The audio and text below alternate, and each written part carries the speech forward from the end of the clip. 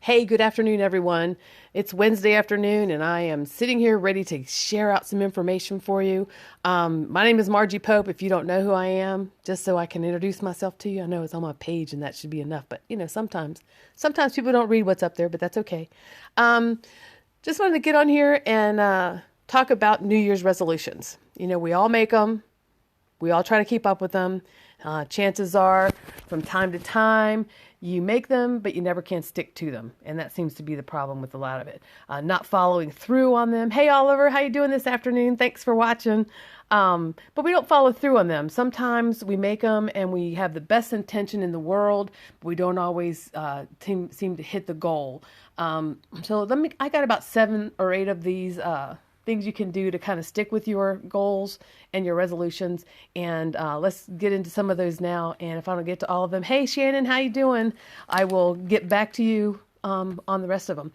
The first thing that you need to do when you're doing your New Year's resolutions is make your goals realistic. The surest way to fall short of those New Year's Eve resolutions is to set them too unrealistically, to make them unreachable or unattainable. So, for instance, never making a vow to never eat your favorite food again is probably not real doable. You want to make sure that you can stay on top of that and be able to do it. So, not so much that I'm never going to eat this food again, but how about I'm only going to eat it every once in a while, or I'm only going to take a bite of it and then I'm going to throw the rest of it away because then it's not going to affect me. I'm not going to have a problem trying to not eat the rest of it and gaining weight. The second thing you do is plan ahead. Make menus. Make what do you call it? A description or a weekly sheet of what you're going to eat, how you're going to eat breakfast, lunch, and dinner, what you're going to do to get things in order so that you can eat healthier and you can make better choices.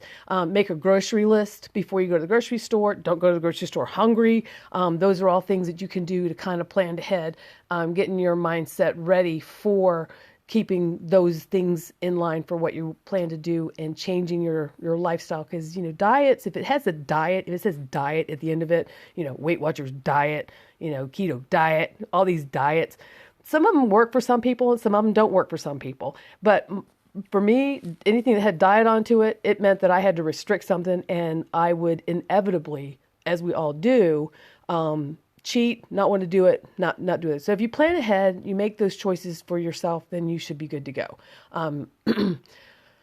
Outline your plan. Decide how you will deal with the temptations and to skip meals, to skip exercising, to find reasons to not go and do things. Calling on a friend to help you keep positive and keep yourself thinking and keep yourself together.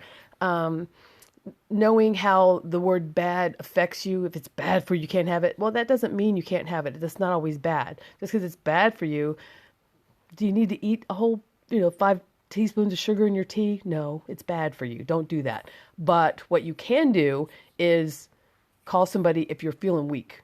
Have an accountability partner. The fourth thing you can do is make a pro and cons list.